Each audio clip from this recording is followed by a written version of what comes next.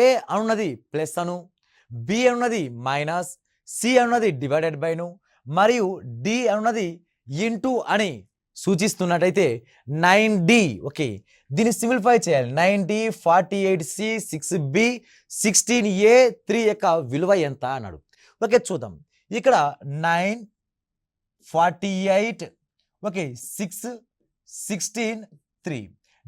D for into, okay D for into, C for divided by, next అదేవిధంగా B for minus, next అదేవిధంగా A for addition. Okay, దీన్ని simplify చేసే క్రమంలో మనము ఏం ఫాలో అవ్వాలి? వి బాడ్ మాస్ రూల్ ప్రకారం ఫస్ట్ డివిజన్ చేయాలి. ఓకే, డివిజన్ చేయాలి కాబట్టి ఇక్కడ 9 ఇంటూ ఇక్కడ వాల్యూ ఎంత అంటే 48 డివైడ్ బై 6 అంటే 6 1s 6 8s అంటే ఇక్కడ 8 వస్తుంది.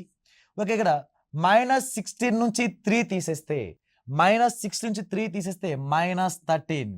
దేర్ ఫోర్ 9 8s లేక 18 9s. ఓకే, 18 9s వాల్యూ ఎంత అంటే 72. 72 నుంచి 13 తీసేస్తే వాల్యూ ఎంత అంటే 59. 59 is a perfect right answer అవుతుంది.